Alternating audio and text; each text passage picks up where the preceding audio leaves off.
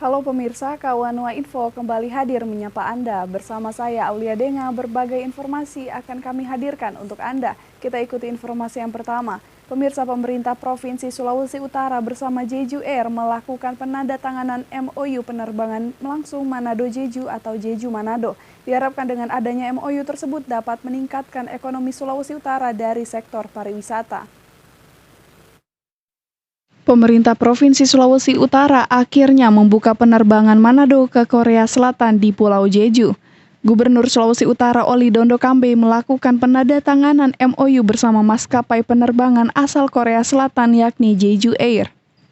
Penerbangan langsung ke Manado Jeju tersebut diharapkan dapat membuka keran sektor ekonomi kedua negara dari sektor pariwisata. Tidak hanya itu, Gubernur juga mengajak para investor untuk mengunjungi Kota Bitung yang saat ini sedang berkembang dengan kawasan ekonomi khususnya. Eka Putra melaporkan untuk Kawanua TV.